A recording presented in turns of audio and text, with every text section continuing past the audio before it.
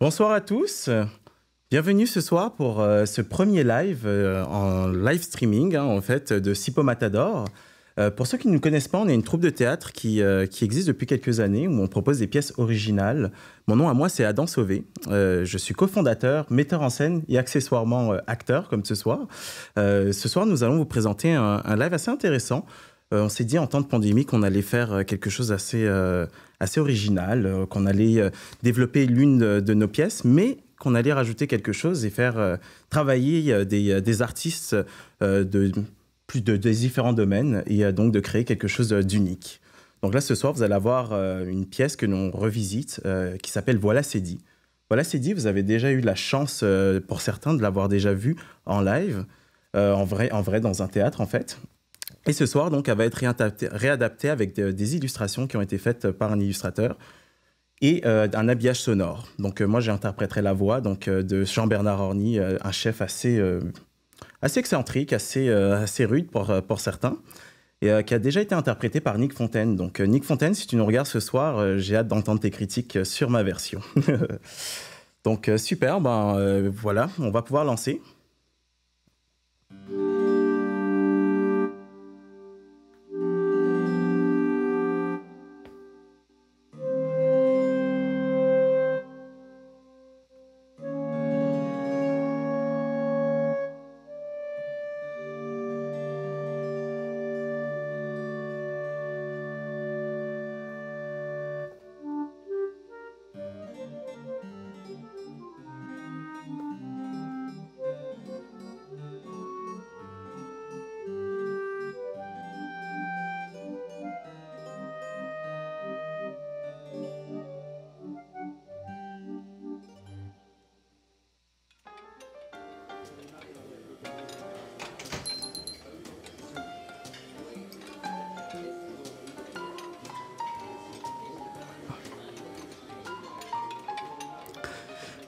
Oh zut, David! À quoi tu joues? On est en plein coup de feu! Tu dors ou quoi? Bouge-toi vite fait avec le merlan! Et toi? Ça fait combien de temps que tu travailles dans ma cuisine déjà? 10 jours! Sérieux? Mais écoute, je veux une vaisselle impeccable sur les tables de mon restaurant. Mais qu'est-ce que tu comprends pas dans vaisselle impeccable? Hein? Mais regarde-moi ça! Regarde-moi ces assiettes-là! C'est dégoûtant! Même les rats ne mangeraient pas dedans. Les clients paient leur repas 340 $ pour bouffer dans des assiettes malpropres. Sérieusement, on va où là? Martin! Martin! Je vais faire une pause. Tu veux bien me préparer des pigeonneaux rôtis? Oh, cher public, à cause de la terreur mondiale au nom de code Covid-19, j'ai dû mettre la livraison des plats à domicile. Il était hors de question que je ferme mon établissement. Épidémie ou pas, les gens ont besoin de manger, non? Bon, au début, j'ai ignoré les consignes de fermeture de la salle. J'ai continué à recevoir des clients. Tout allait bien. Et puis, le service de l'inspection sanitaire m'est tombé dessus. Pile au moment où mes clients avaient la fourchette en l'air. Les agents de l'inspection m'ont mis une amende. Pas parce que j'avais ouvert alors que les autres restaurants étaient fermés. Non! Parce qu'il n'y avait ni désinfectant pour les mains, ni masque pour les employés. Et aussi parce que les convives étaient trop proches les uns des autres, serrés comme des cornichons. Allô? On n'est pas à l'hôpital, les gars! Il aurait aussi fallu que je serve des plans Jello pendant qu'on y est! Les agents n'ont pas aimé. Ils m'ont traité de chef arrogant qui se croit au-dessus des lois et ont rallongé l'amende en ajoutant une infraction imaginaire. Incitation à la promiscuité sociale. Là, je me suis insurgé. Accusez-moi de vivre ma passion pendant qu'on y est. Accusez-moi de défendre ma conception de la convivialité. Bande de... J'ai compris qu'il fallait que je la ferme. Les agents capotaient. Ils sortaient leur gros manuel d'infraction. À leur départ, je leur ai offert des gougères aux amendes. Moi, Jean-Bernard Orny, chef gastronomique et propriétaire de l'exquise Tambouille. J'ai dû capituler. J'ai fermé mon restaurant. Mon personnel s'est retrouvé au chômage du jour au lendemain. Mais moi, je ne suis pas né pour le petit pain. Je les ai rappelés 3 jours plus tard et nous avons organisé un service de plats à emporter. Ça n'a pas été un succès fou au début. Déjà, j'ai refusé de travailler avec les applications livraison. Homer Eats prend 30% de commission sur chaque plat. La ruine. Alors une partie de mon équipe s'est convertie à la livraison à domicile. C'est comme ça que j'ai pu garder tout le monde au travail. Puis mes clients, cloîtrés chez eux, avaient peur de mourir contaminés par ma cuisine. Mais les commandes ont fini par décoller. Entre mourir de faim et mourir en attrapant le virus, ils ont décidé que leur dernier repas viendrait de l'exquise Tambouille.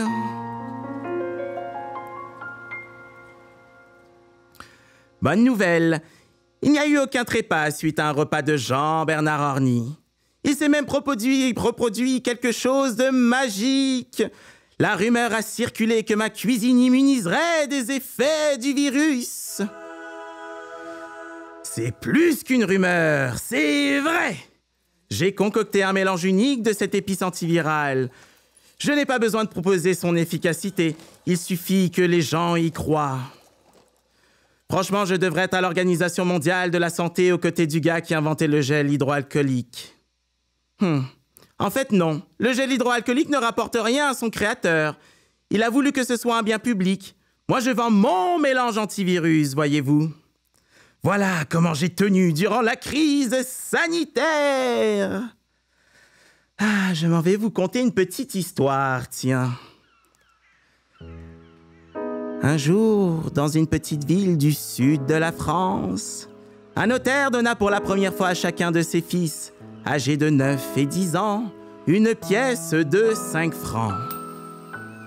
En ce temps-là, 5 francs, c'était une fortune pour les enfants. C'était leur premier argent de poche. Le père demanda alors au plus âgé, « Guillaume, que comptes-tu faire de cet argent ?» Le petit Guillaume, « Je vais acheter des pigeons et les élever, père. » « J'approuve, mon fils. Quelle noble activité. » Puis il s'adressa au plus jeune. « Et toi, Jean, que vas-tu faire de cet argent ?»« Je vais l'économiser et ouvrir un restaurant où on sert du pigeon. » « C'est bien, maman, n'est-ce pas ?» Et la mère de répondre, « C'est excellent, mon fils, à condition que ce soit le meilleur restaurant au monde. » Le petit Jean qui voulait ouvrir un restaurant, c'était moi. Aujourd'hui, Jean-Bernard, ancien chef étoilé au Michelin, je suis toujours chef, mais j'ai rendu mes étoiles. Trop de pression. Je suis propriétaire de ce restaurant gastronomique célèbre dans le monde entier. L'exquise Tambouille. Bizarre comme nom. Voyons, c'est un oxymoron. Ah, vous m'avez vu aussi à la télé. Je fais partie du jury de l'émission Toc en Toc. On essaie de créer une relève. C'est pas évident, surtout avec des gens pas toujours concentrés. Ceux de ma génération, on a la vocation. Ah, je parle comme un vieux con, je sais. J'ai commencé à l'âge de 5 ans, ramassant des feuilles, des herbes que je faisais cuire dans notre abri de jardin. Sur un petit feu de bois. Oui, ma voisine et moi, on allait à l'école ensemble. Et lorsque j'allais goûter chez elle, après l'école, on jouait à la dinette. Ah, au fait, elle s'appelait Marinette. Plus tard, je suis devenu apprenti cuisinier. J'étais discipliné, précis. L'armée en cuisine, exécution impeccable. Taf! Oh, excusez-moi, je vais me reprendre. Le chef était une personne sacrée. Mais regardez aujourd'hui, les jeunes dans ma cuisine devraient s'estimer chanceux de m'avoir comme mentor. Ce restaurant accueille le monde entier. On fait venir le monde entier à Montréal pour déguster de la gastronomie française depuis 20 ans.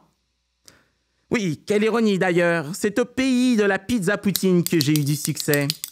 Il y a 20 ans, alors que je visitais un village québécois, j'ai demandé à une mère de famille quelle était la spécialité du coin. Elle m'a répondu « les spaghettis à boulettes de viande ». J'ai découvert que le terroir n'existait tout simplement pas. Alors j'ai ouvert un restaurant à Montréal et j'ai exigé d'être fourni en produits locaux. Pigeon Bizet de la Gaspésie, truffes des Appalaches, brie paysan du centre du Québec. Rien que des beaux produits terroirs. Une révolution à l'époque. Ah, merci Martin pour les pigeons.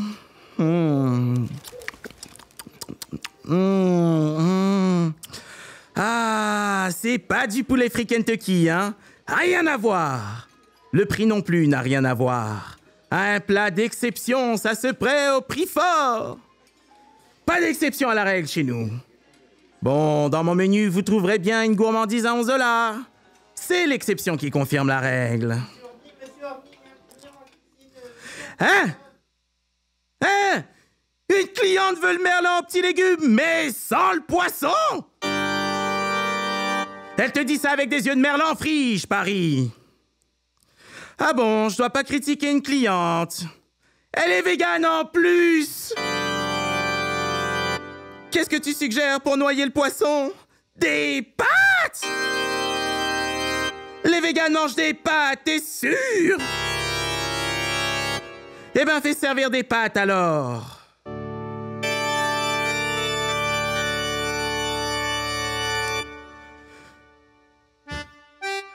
Je tolère les pâtes dans mon resto parce que la seule cuisine étrangère que j'admire, c'est la cuisine italienne. C'est simple et raffiné en même temps. Une cuisine classique. Des mamas. Avec 2 ingrédients et très peu de condiments, on fait un plat nourrissant, parfumé, inoubliable. Pas comme la cuisine française. Trop de chichi pour rien parfois. Et moi je dis que quand un plat est trop sophistiqué, c'est que le chef a un problème avec ses ingrédients. Oh oui! Méfiez-vous des plats prétentieux. Surtout de ceux qui sont nappés de sauce. Oui, vous qui aimez particulièrement les plats en sauce. C'est une astuce pour flatter votre œil. Parce que c'est principalement l'œil qui mange. Plus votre œil est attiré par un plat, plus vous vous faites avoir. Je me souviens lorsque j'ai servi mes premiers clients, j'avais droit à cette interrogation interloquée. Mais il n'y a pas de sauce. Le raffinement est une sauce fragile. Ça pogne ou ça pogne pas.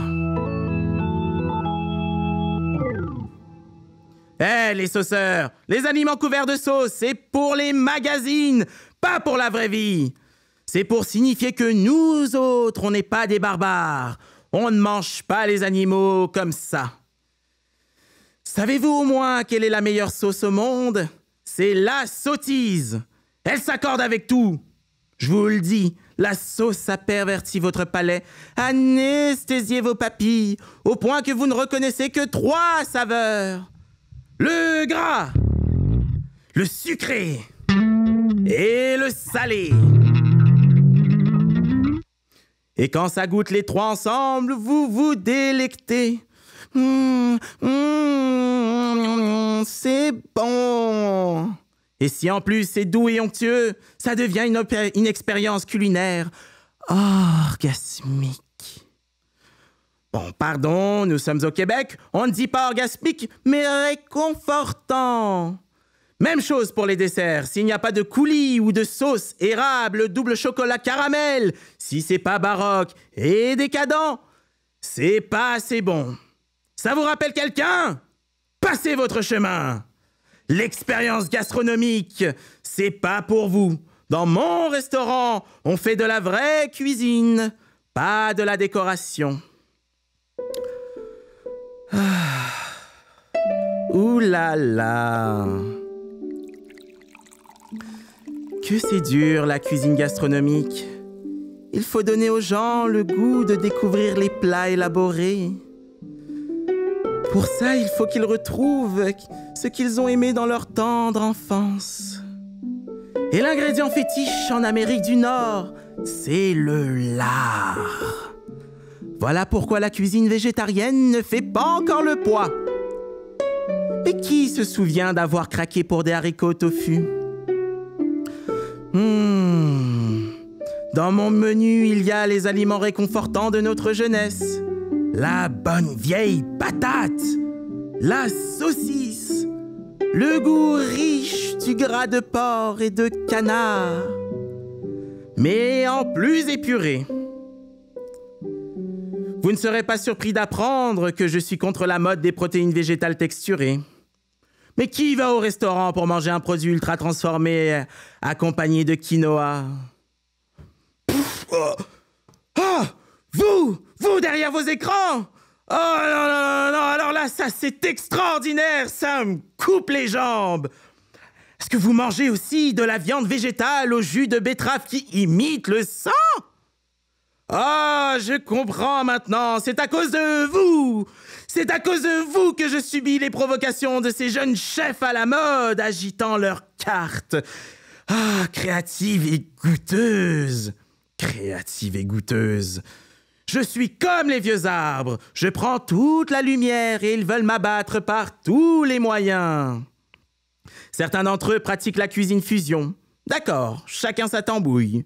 Mais en ce qui me concerne, il est impensable que j'utilise des ingrédients exotiques. Vous ne me verrez jamais proposer de bœuf bourguignon à l'ananas et au gingembre. Mais je suis prudent. Par les temps qui courent, on pourrait m'accuser d'appropriation culinaire. Je sais qu'il y a des gens pour critiquer et dire que de toute façon, ils ne mangeront jamais à 15 $ pour une cuisse de canard accompagnée d'une purée de patates. Il faudrait que la cuisse de canard soit recouverte d'or pour qu'il paie le prix demandé. En plus, ça ferait une bonne photo Instagram. Jamais mon établissement ne s'abaissera à ce genre de vulgarité. Esti de tonnerre de Zeus en tabarnak!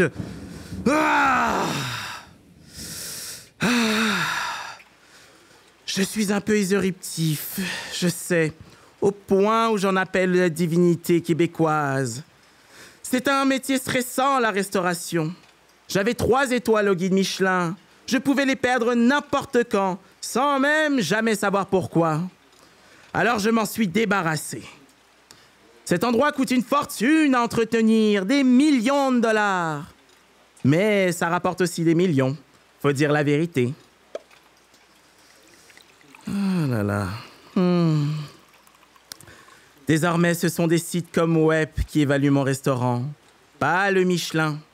Vive la démocratie directe. Sauf qu'une fois, j'ai été victime d'un commentaire fallacieux de la part de quelqu'un qui n'avait jamais soupé à l'exquise tambouille.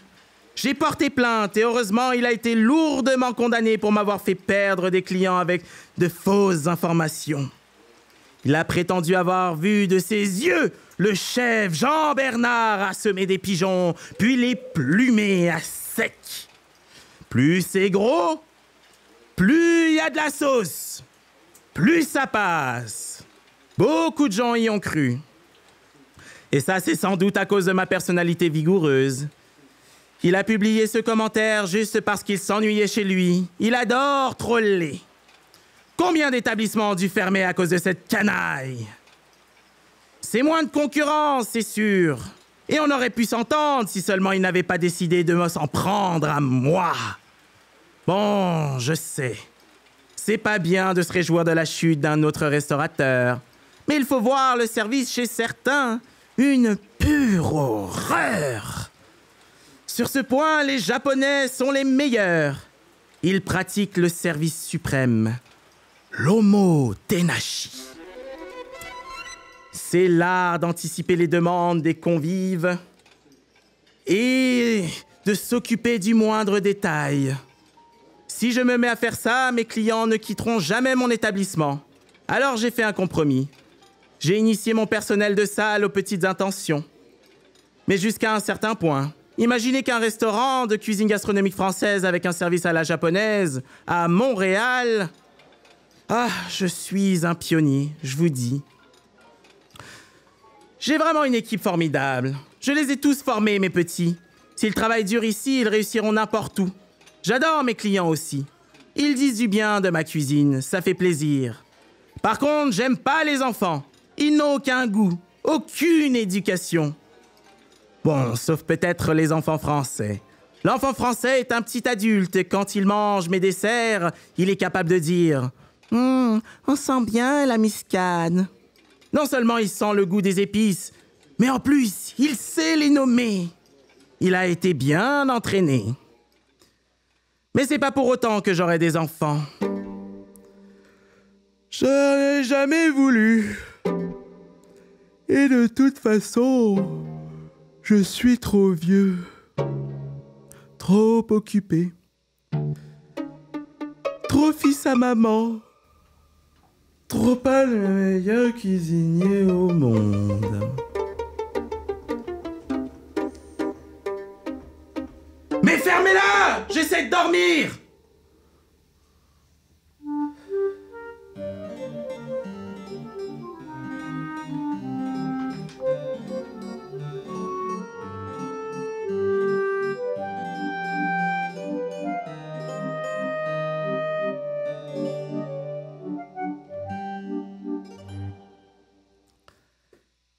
Et voilà. Ben, merci aux musiciens, merci à tous d'avoir participé à ça, la technique également.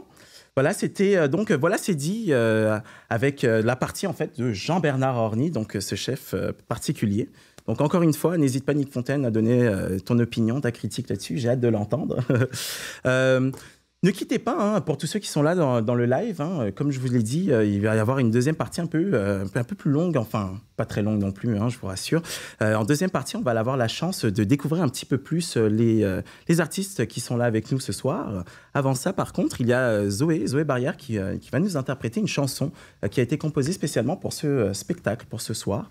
Dans le fond, dans le thème un petit peu de la pandémie, de comment on peut se serrer les coudes en tant qu'artiste et même en tant que tout le monde. C'est une musique très belle, je vous invite à l'écouter. Voilà, Zoé Barrière, c'est à toi. Voilà, je vous laisse l'écouter, c'est La Relève de Zoé Barrière.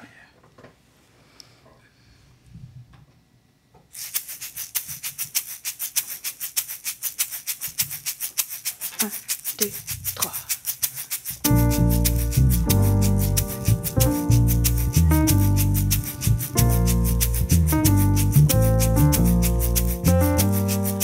Le temps s'arrête, le temps passe, les villes gèlent, ma tête en grève.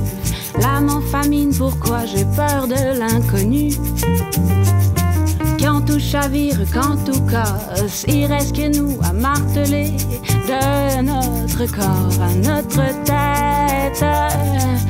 Relève, relève-toi, c'est pas fini.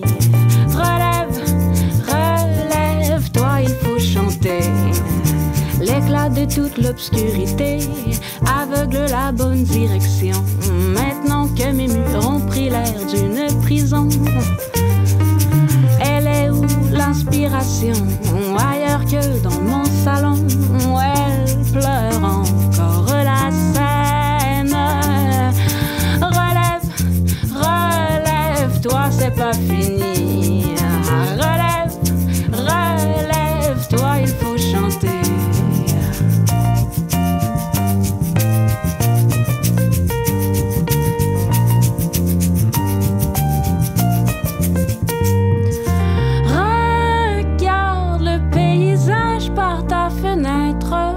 Vois-tu comme il a changé? On a peine à se relever quand il faut se réinventer.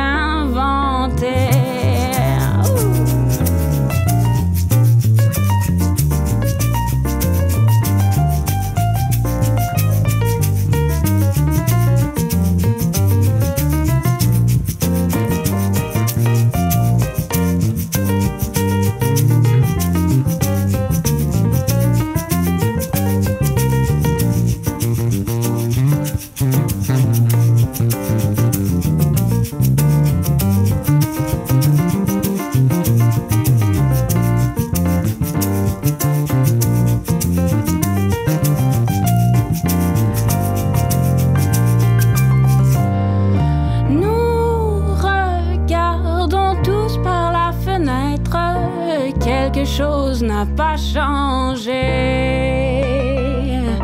On va tous pouvoir se relever, ensemble à se réinventer.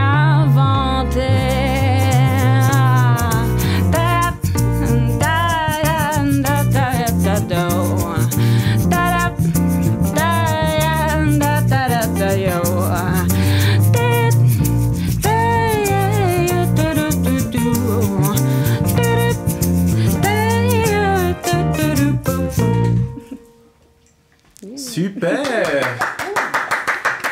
Excellent. Donc, c'était La Relève. Donc, une composition originale de Zoé Barrière qui a été également interprétée aujourd'hui, donc accompagnée de Félix Leblanc et Émile Farley.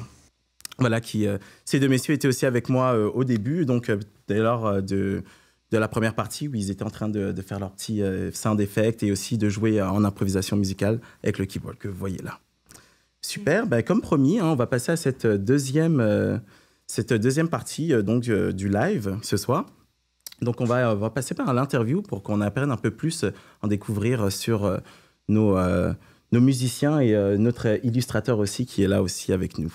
Voilà. Donc on va commencer avec toi Zoé. Oui. Ça va bien Zoé? Oui, vas-y. Donc moi ça va super bien. Écoute, merci vraiment Abdou pour cette opportunité-là, c'est vraiment le fun. Pour ma part, c'est la première fois que je fais quelque chose en ligne comme ça, en live, fait que c'est vraiment le fun. Merci beaucoup. C'est la même chose pour nous. Ouais, puis un peu aussi, la chanson en parle, mais tu sais, faut comme un peu trouver des nouveaux moyens en tant qu'artiste. On n'a comme pas le choix, donc c'est vraiment le fun des initiatives comme ça, en fait. Je pense que c'est ça qu'on a besoin. Puis ouais, avec la relève, c'est un peu ça que parle la chanson, si tu veux. Donc, je pense qu'il va falloir s'entraider dans le futur si on veut y arriver. Tout à fait. Donc, c'est de rester créatif comme ça. Comme on peut le voir, vraiment, on peut mélanger un peu tous les domaines, que ce soit le théâtre avec la musique aussi. Je pense qu'il y a matière à faire, donc on ne va pas lâcher pour ça. Non, totalement. Non, c'était une très belle musique. Sinon, écoute, toi, Zoé, est-ce que toi, ça fait longtemps que tu fais de la musique? Peux-tu nous parler de ton parcours un petit peu? Écoute, moi, depuis que j'ai 5 ans, je fais de la musique. J'aime ça, mais que je dirais que je veux vraiment faire ça de ma vie depuis que j'ai 19 ans, donc ça fait environ 5 ans. Ça a vraiment commencé aussi avec le groupe que j'ai créé qui s'appelle Barnatchuk, qui est un groupe de musique originale, de chansons que j'ai parti avec 5 de mes amis, donc on est 6, puis ça m'a tellement appris, donc c'est vraiment ça qui m'a fait découvrir mon petit côté de composition aussi, d'auteur, d'écrire des paroles. C'est vraiment une belle expérience, ce groupe. Malheureusement, on peut pas jouer en ce moment. On a bien hâte de jouer, je pense. Donc, je te dirais que c'est pas mal ça qui, pour l'instant, mon projet musical qui me marque beaucoup. Ouais, je comprends très bien. Ouais. Super. Écoute, moi, ce que je trouverais intéressant serait qu'on puisse lancer peut-être un morceau du groupe Barnatchuk. Oui. Oui, parfait. Donc, on va écouter La Traversée. Elle de 18 et lui d'à peine 20 ans, considérés comme les plus beaux amants. Gamin de Toulouse, de Perpignan, il trouve l'amour dans les bombardements.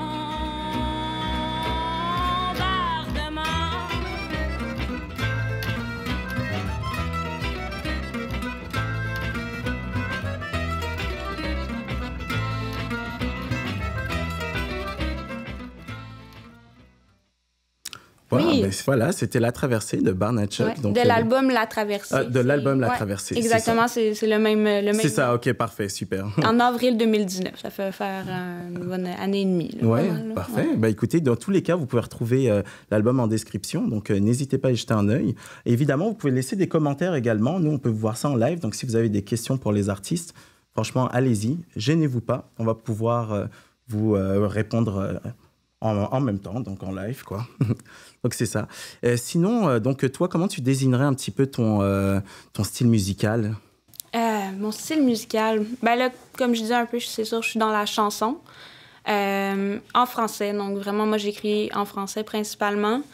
J'aimerais vraiment ça, pour moi, dans des projets futurs, être capable d'incorporer ce côté-là de chansons françaises, mais de le mettre dans un contexte peut-être plus moderne, où on peut peut-être plus danser, être capable d'incorporer du funk là-dedans, de mettre d'autres choses qui rend ça peut-être plus accessible aussi. Je comprends. Quelque chose de plus moderne. Fait que ça serait, je te dirais, dans les années à venir, quelque chose que je veux vraiment faire. Donc, parfait.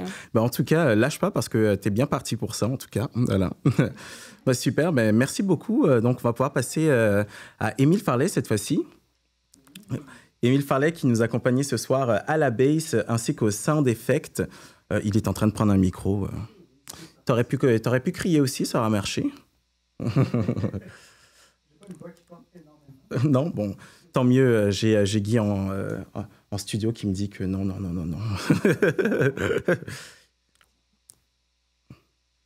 Parfait. Il n'y a pas de problème. Prends ton temps.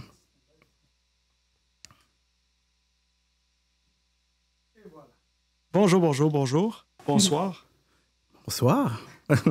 Émile, comment vas-tu? Ça va super bien, merci. Ouais, merci beaucoup. La merci pièce, à toi, l'expérience. Oui, excellent. Écoute, Émile, est-ce que tu pourrais nous parler un petit peu de toi? On sait que tu fais un peu de bass, que tu touches un petit peu à la production, mais pourrais-tu nous parler un peu de toi? Oui, en fait, je suis musicien pigiste à la basse électrique depuis comme 10 ans. Fait que ça, c'est ma passion, c'est sûr. Ma profession aussi. Mais ça, c'est la première fois que je faisais du sound design, disons, pour une pièce de théâtre ou n'importe quelle autre production. Fait que ça, c'est vraiment le fun. C'est une autre partie du cerveau que tu travailles. Oui, c'est ça, c'est sûr. Ouais. Mais honnêtement, c'est très, très bien puisque justement, ça a comme remplacé un peu la dynamique d'autres acteurs, en fait. Donc, c'est pour ça que j'ai trouvé ça super sympathique. On pourra en parler un peu plus aussi tout à l'heure avec Félix Leblanc qui s'est pas mal amusé, j'ai l'impression, à l'improvisation. Et sinon, Émile, toi, as-tu des projets en ce moment qui roulent? Est-ce qu'ils roulent? Non. Est-ce qu'ils vont rouler? Je sais pas. Est-ce que... Il y en a un qui va bien, mais qui ne peut pas aller bien à cause de la pandémie. Mais c'est un groupe qui s'appelle The Liquor Store, que j'ai avec Félix. Oui. Ça, on a fait un album en 2019. Puis là, on se lance sur 2 autres albums. Fait que... C'est ça. Ça, c'est des beaux projets en attendant. Puis sinon, je travaille sur mon propre album qui est terminé, qui va sortir le 16 octobre. D'accord. C'est cela. Écoute, je proposerais qu'on commence par tu pourrais nous faire peut-être écouter l'album qui est en route, là, une petite chanson, pourquoi pas? Ouais. On va écouter Abyss. Justement, on n'a pas assez de Zoé, on va la réécouter. C'est ça, oui, parce qu'elle participe également dans cette chanson. Pour une fois que je peux chanter en anglais. Là. C'est super. Je suis content. Abyss avec Zoé.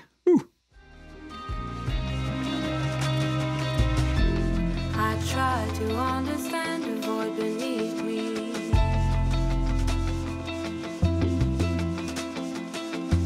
Despite the stormy clouds that only I see,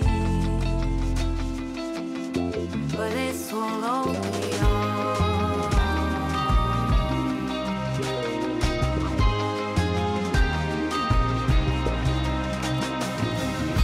Darkness instead of dreams.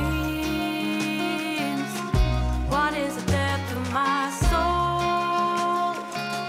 Storms of the mind keep going. Till I am upon the ground. Je voulais pas faire écouter le refrain au complet. Il n'y a pas de souci. C'était Abyss, donc avec Zoé et Émile Farley. Donc, dans le prochain album, comment s'appelle-t-il? L'album s'appelle Clocked. Eh bien, c'est très bien. Évidemment, hein, comme d'habitude, vous allez avoir les liens en description. Donc, je vous invite à y jeter un œil et donc de suivre aussi cet artiste et donc lui donner plein d'amour. Très bien. Est-ce que tu avais peut-être pour nous une musique du Liquor Store, peut-être ou Non, pas avec moi en ce moment. Il n'y a pas de souci, c'est pas grave. Ça peut prendre un petit 2 secondes, puis je peux passer après Félix. Il n'y a pas de souci, excellent, parfait, super. Là, tu parles. Très bien. Avant de continuer avec Félix, je vois qu'ici, on a un petit commentaire qui a été laissé par M&T. C'est pour toi, Zoé.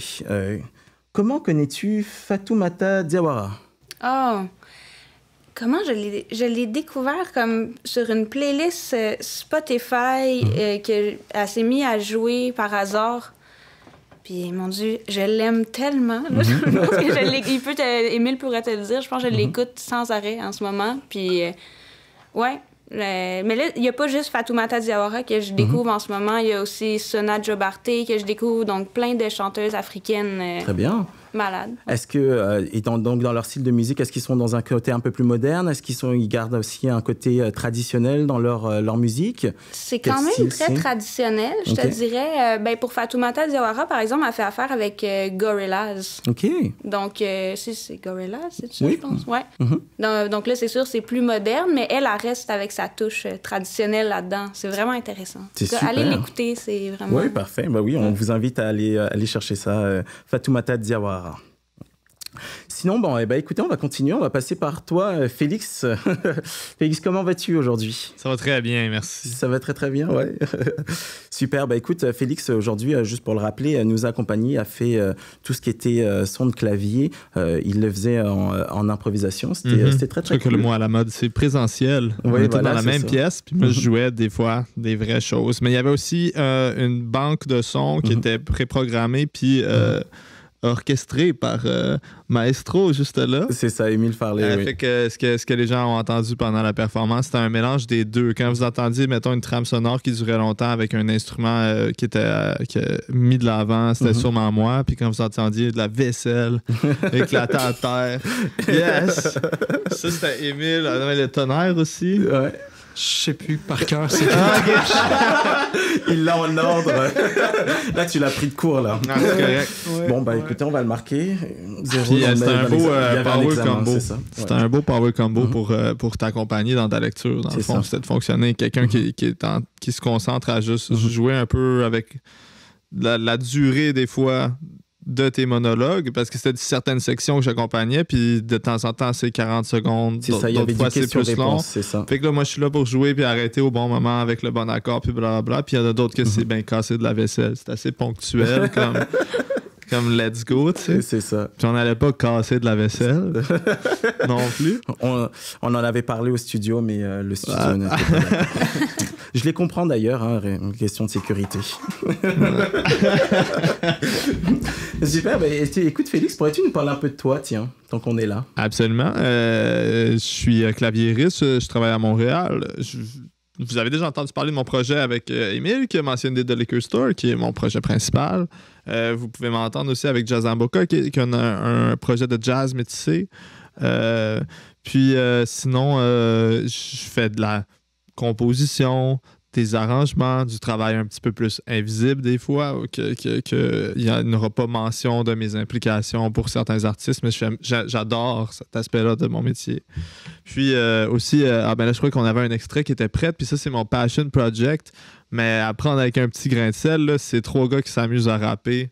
Le projet s'appelle Pug Life. C'est ça. La pièce s'appelle Grand Garçon. Puis je crois qu'on est très autoconscient de notre position dans la vie, où est-ce qu'on est rendu quand t'as 27 ans puis que t'es musicien, puis que t'essaies de t'acheter un café, puis d'avoir une épicerie à chaque semaine, des fois. Là, surtout en temps de pandémie, je crois que c'est encore plus pertinent. On va pas se le cacher. Mais écoute, moi je propose qu'on écoute un extrait donc du groupe Pug Life, la chanson Grand Garçon, c'est ça? Grand Garçon. Voilà.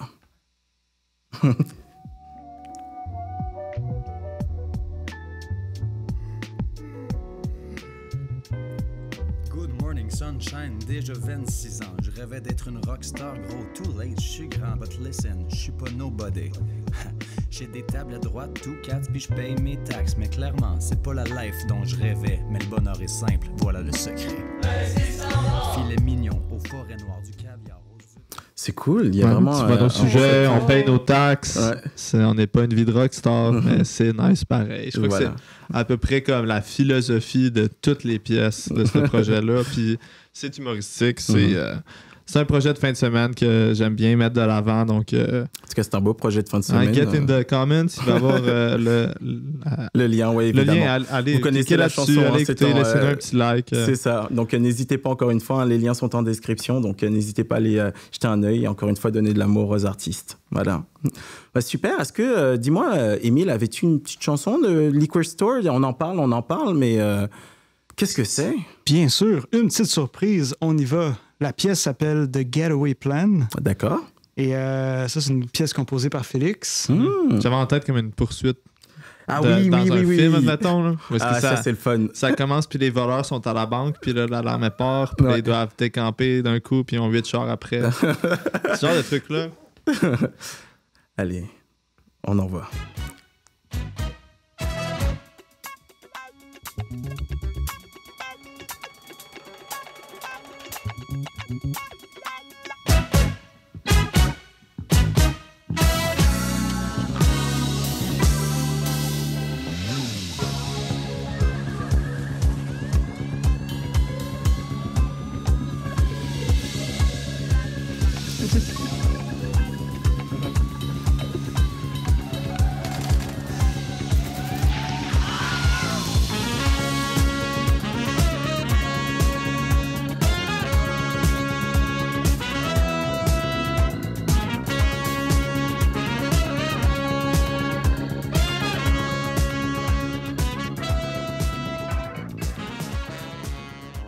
Je me rappelle quand j'ai écrit cette pièce-là, j'étais allé voir Émile parce qu'on est colocataire aussi.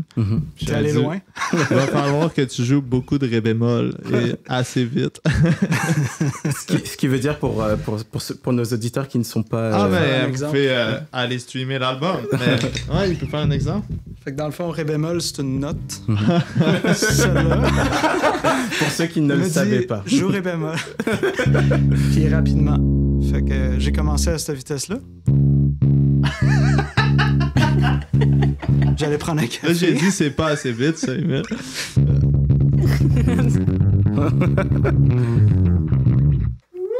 Eh ben, merci.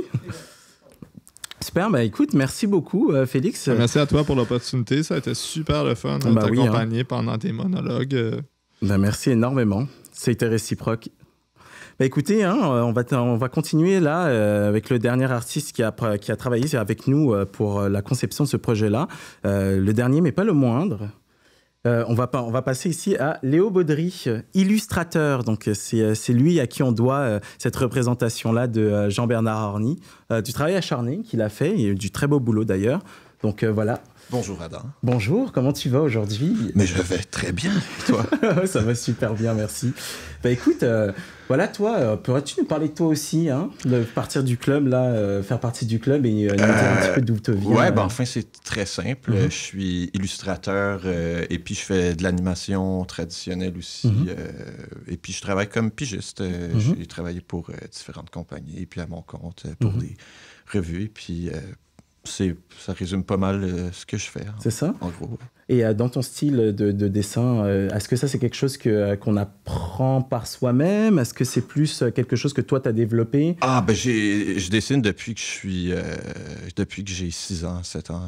J'ai toujours voulu faire ça dans ma tête. Ça coule dans tes veines, c'est ça? C'est ça. C'est pas par piqûre. Et pour ton style de dessin, est-ce que ça, c'est ce qu'on a vu ce soir, c'est pas mal un classique de toi, ou est-ce que tu te différencies aussi dans d'autres styles?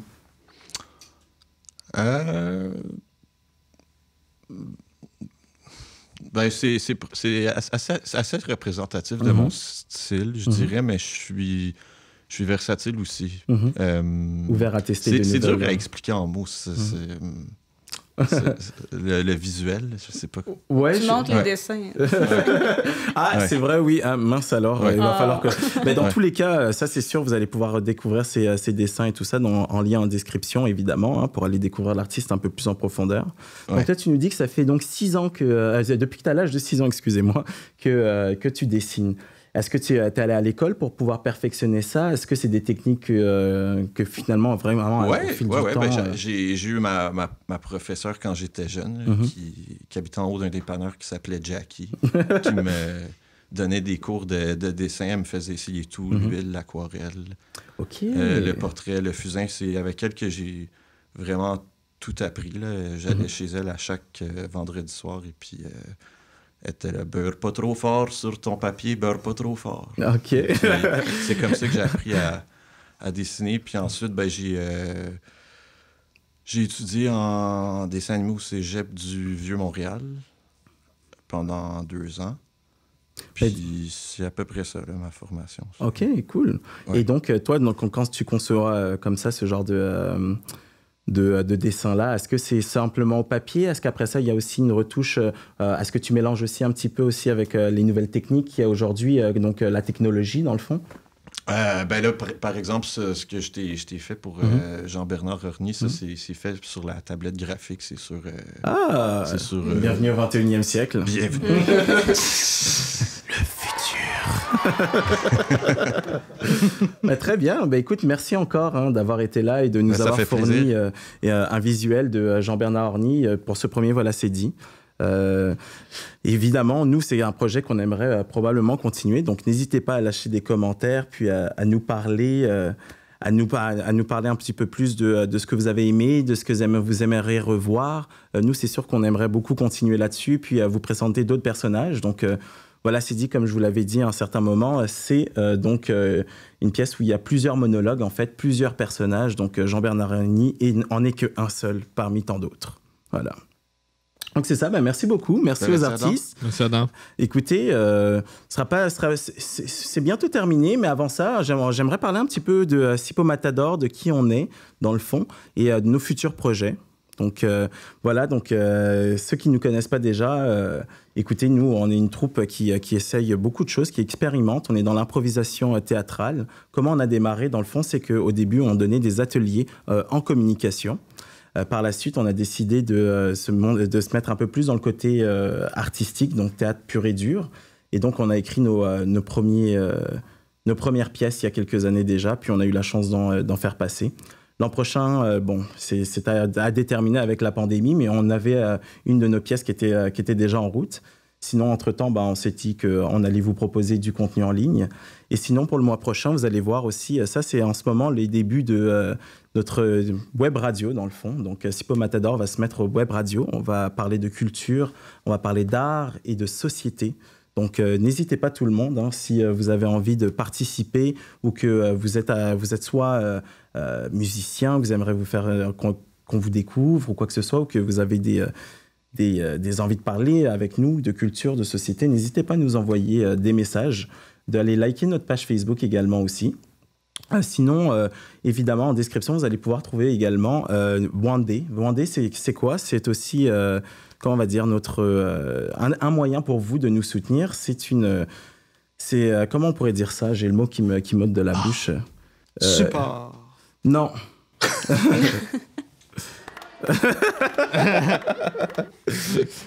Crowdfunding, c'est ça? C'est pas crowdfunding, mais on est proche. On est proche? Non, dans le fond, avec Wandé, vous allez pouvoir nous soutenir. Nous, avec Wandé, on a pour but, c'est une fondation, dans le fond, qui a pour but d'aider les artistes en tout genre et surtout les artistes neuroatypiques. Donc, on sait tous que faire de l'art, c'est pas facile, mais il y a certains qui éprouvent un peu plus de difficultés. Mais ça ne veut pas dire qu'ils sont pour moi des artistes. Donc, avec Wandé, vous pouvez nous soutenir.